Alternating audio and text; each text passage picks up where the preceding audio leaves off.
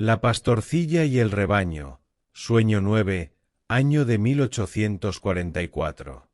Cuenta don Bosco en sus memorias. El segundo domingo de octubre de aquel año de 1884, tenía que comunicar a mis muchachos que el oratorio había de ser trasladado a Baldocco. Pero la incertidumbre del lugar, de las personas, de los medios con que había de contar me tenían grandemente preocupado. La noche precedente fui a descansar con el corazón lleno de inquietud. Durante toda ella tuve un sueño, que me pareció como un apéndice del que tuve por primera vez en Becky cuando apenas contaba 9 años. Mi deseo es exponerlo aquí literalmente. Soñé que me encontraba en medio de una gran cantidad de lobos, de cabras, cabritos, corderos, ovejas, cameros, pájaros y perros. Todos al mismo tiempo hacían un ruido, un estrépito, o mejor dicho, un estruendo diabólico, capaz de infundir espanto al más animoso. Yo quise huir, cuando una señora, admirablemente vestida de pastorcilla, me indicó que siguiese y acompañase a aquella extraña Grey, mientras ella iba delante. Anduvimos vagando de un lugar a otro, hicimos 3 estaciones o paradas. En cada una de ellas, muchos de aquellos animales se trocaban en corderos, cuyo número iba progresivamente en aumento. Después de haber caminado mucho, me encontré en un prado, en el que aquellas bestezuelas comenzaron a triscar y a comer al mismo tiempo, sin que las unas molestasen a las otras. Abrumado por el cansancio, quise sentarme al borde de un camino cercano, pero la pastorcilla me invitó a que prosiguiese adelante. Después de recorrer un breve espacio de terreno, me encontré en un amplio patio con un pórtico alrededor, en cuyo extremo había una iglesia. Entonces me di cuenta de que las 4/5 partes de aquellos animales se habían convertido en corderos. Su número se había hecho grandísimo. En aquel momento llegaron algunos pastorcillos para custodiarlos, pero después de detenerse un poco, se marcharon. Entonces sucedió algo maravilloso. Muchos corderos se trocaban en pastores, que al crecer en número, cuidaban de los demás. Al aumentar tan considerablemente el número de los pastores, se dividieron en grupos y marcharon a diversos lugares, para reunir a otros animales extraños y guiarlos a distintos rediles. Yo quise marcharme porque me parecía que era la hora de celebrar la Santa Misa, pero la pastorcilla me invitó a dirigir la mirada al mediodía. Entonces vi un campo sembrado de maíz, patatas, repollos, remolachas, lechugas y otras hortalizas. «Mira otra vez», me dijo la pastorcilla, y al dirigir mi vista a aquel mismo lugar, vi una magnífica iglesia. Una orquesta y una banda de música instrumental y una agrupación coral me invitaron a cantar la misa. En el interior de aquella iglesia se veía una franja blanca, en la cual se leía escrito con caracteres cubitales: Hic domus mea, inde gloria mea. Continuando el sueño, quise preguntar a la pastora donde me encontraba, qué significaban aquella caminata, las paradas, la casa, la primera iglesia y la segunda. Todo lo comprenderás, me dijo, cuando con los ojos materiales veas cuanto has podido apreciar con los ojos de la mente. Pero pareciéndome que estaba despierto, dije, yo lo veo todo claramente con mis ojos materiales. Sé a dónde voy y lo que hago. En aquel momento sonó la campana del Ángelus de la iglesia de San Francisco de Asís, y me desperté. Este sueño me ocupó casi toda la noche. Vi otros muchos detalles. Entonces comprendí poco de su significado, pues desconfiando de mí, daba poco crédito a cuanto había visto, pero todo lo fui comprendiendo cuando se impuso la realidad de los hechos. Las 3 paradas indicadas en este sueño representan el traslado del oratorio al refugio de la marquesa Barolo, donde se instaló la primera capilla dedicada a San Francisco de Sales, la marcha de este lugar a San Martín de los Molinos Dora, y por último, la ida a la Casa Moretta, alquilada por San Juan Bosco en noviembre del 1845 y ocupada hasta la primavera del año siguiente. El patio con sus pórticos y con la iglesia que vio en el sueño son los del oratorio instalado ya definitivamente en el cobertizo Pinardi. Nos referirnos a la primera iglesia contemplada en la visión. La segunda iglesia, a la que califica de magnífica, no es otra que la de San Francisco de Sales, consagrada el 20 de junio de 1852. La frase latina que aparece en el sueño fue vista por San Juan Bosco en 3 ocasiones y formas distintas. La primera en la magnífica iglesia del sueño que acabamos de narrar, en la que pudo ver escrito en caracteres cubitales Hic domus mea, inde gloria mea, esta casa es mi gloria. La segunda vez le pareció contemplar un mote parecido en la capilla Pinardi, Ac est domus mea, inde gloria mea, esta es mi familia. La tercera vez leyó en la fachada de una casa grande, para dar acogida a varios centenares de jovencitos, casa que aún no existía, Hic nomen meum, incinde exhibit gloria mea, este es mi nombre, de aquí saldrá mi gloria. El porvenir del oratorio, sueño 10, año de 1845. Al presente sueño se le conoce también con el título de El sueño de la cinta mágica. He aquí el texto del mismo tal como nos lo ofrecen las memorias biográficas. Pareció encontrarme en una gran llanura, ocupada por una inmensa multitud de jóvenes. Unos reñían entre sí, otros blasfemaban, acá se robaba, allá se ofendían las buenas costumbres. Una nube de piedras surcaba los aires, lanzadas por los que hacían guerrillas los unos contra los otros. Eran, pues, jóvenes corrompidos, abandonados por sus padres. Yo estaba para alejarme de aquel lugar, cuando vi junto a mí a una señora que me dijo, «Ponte en medio de esos jóvenes y trabaja». Yo obedecí, pero ¿qué podía hacer? No había local alguno para acogerlos. Deseaba hacerles un poco de bien, y me dirigí a algunas personas que me contemplaban desde lejos y que me habrían podido ayudar muy eficazmente, pero nadie me hacía caso ni me quería socorrer. Entonces me dirigí a aquella matrona, la cual me dijo, «Aquí tienes el local», y me señaló un prado. «Pero, esto no es más que un prado», observé yo. Ella me respondió, «Mi hijo y los apóstoles no tuvieron un palmo de terreno donde reclinar la cabeza». Comencé, pues, a trabajar en aquel prado, amonestando, predicando, confesando, pero comprobé que con la mayor parte de aquellos jóvenes, mis esfuerzos eran inútiles si no encontraba un lugar cerrado y algunos edificios para albergarlos, sobre todo para los que habían sido abandonados por sus padres y repudiados y despreciados por la sociedad.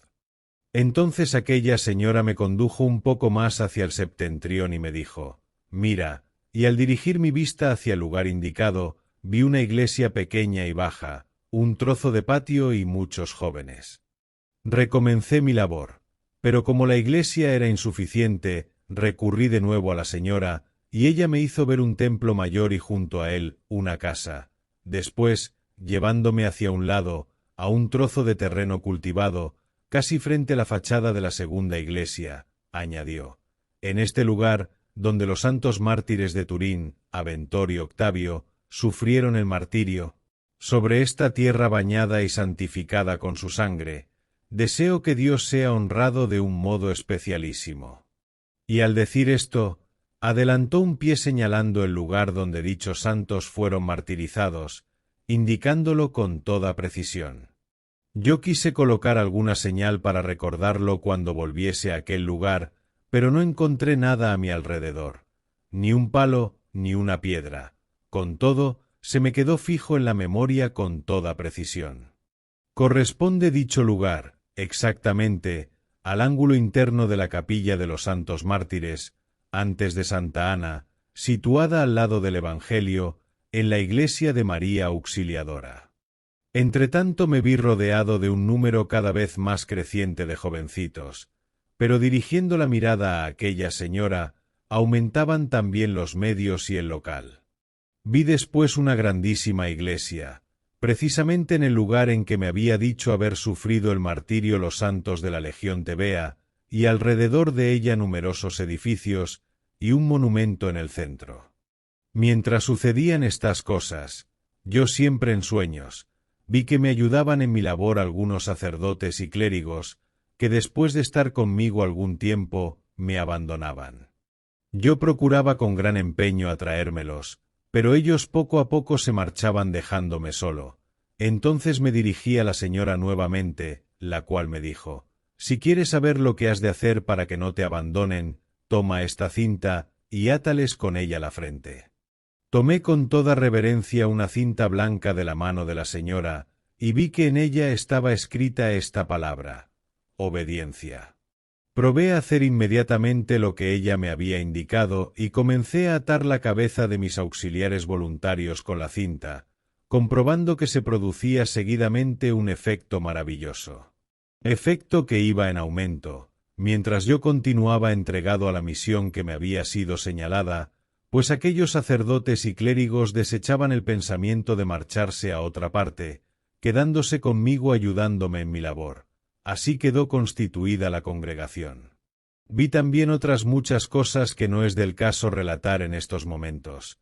Baste decir que desde entonces proseguí la ruta emprendida con seguridad, ya respecto al oratorio, ya respecto a la congregación, o bien sobre la manera de conducirme, en mis relaciones con las personas externas revestidas de alguna autoridad. Las grandes dificultades que sobrevendrán están todas previstas, y conozco los medios que he de emplear para superarlas. He visto detalladamente cuanto nos sucederá y prosigo adelante a plena luz. Después de haber contemplado iglesias, casas, patios, jóvenes en gran número, clérigos y sacerdotes que me ayudaban y la manera de llevarlo todo adelante, comencé a dar a conocer a algunos ciertas cosas como si ya existiesen, por eso muchos llegaron a creer que yo había perdido la cabeza. Uno de los detalles que más llama la atención en este sueño es el relacionado con el lugar indicado por la Santísima Virgen, como escenario del martirio de los santos Adventor y Octavio. Nuestra Señora no menciona a Solutor, porque parece ser que este santo mártir, al ser herido por una lanza, logró escapar, yendo después a morir a Ivrea. Sobre esta circunstancia, de la designación del sitio preciso en que sufrieron el martirio Adventor y Octavio, San Juan Bosco dejó consignado lo siguiente: jamás quise contar este sueño a nadie, y mucho menos dar a conocer mi fundada opinión sobre el lugar exacto del glorioso martirio de Adventor y Octavio.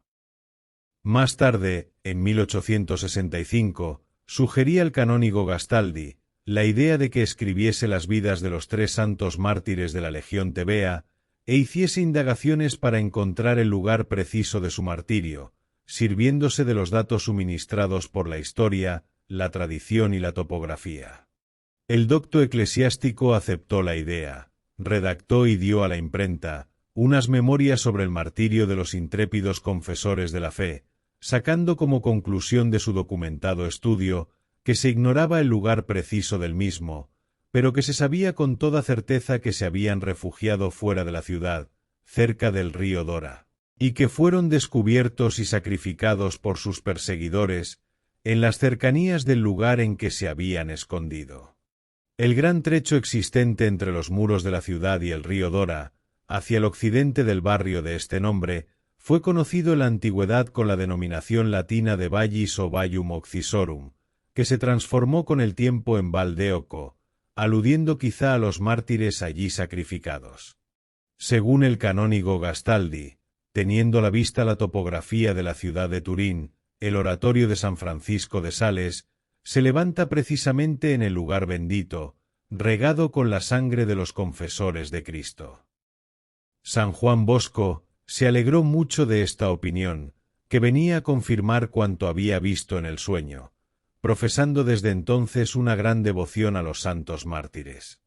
Todos los años, en la festividad de San Mauricio, incorporando el nombre y la gloria del jefe, al de los componentes de la Legión Tebea, y de una manera especial a sus tres esclarecidos soldados, Adventor, Solutor y Octavio, quiso que se celebrase dicha festividad con solemnes actos religiosos. Los mártires de Turín, sueño 11. Año de 1845. Un nuevo sueño había de ilustrar la mente de San Juan Bosco, sobre el fin glorioso de los esclarecidos mártires de Turín, Adventor, Octavio y Solutor, cuyo martirio había tenido como escenario, según lo indicara la señora de sus pensamientos, el mismo lugar en que sus obras comenzaban a incrementarse prodigiosamente. He aquí lo que nos dice Lemoyne, que recogió el relato de labios del santo. Le pareció encontrarse en el extremo septentrional del rondó o círculo baldocco y dirigió la mirada hacia el Dora, entre los esbeltos árboles que en aquel tiempo adornaban, perfectamente alineados, la avenida hoy denominada Regina Margherita. Vio hacia la parte baja, a una distancia de unos 70 metros de la contigua calle Cotolengo, en un campo sembrado de patatas, maíz, frijoles y repollos, a 3 bellísimos jóvenes resplandecientes de luz. Estaban a pie firme, en el mismo espacio que le había sido indicado en el sueño precedente, como teatro de su glorioso martirio. Los 3 le invitaron a bajar y a unirse a ellos. San Juan Bosco se apresuró a hacerlo, y cuando estuvo en su compañía, le condujeron amablemente hasta el extremo del lugar, en el que ahora se eleva la majestuosa iglesia de María Auxiliadora.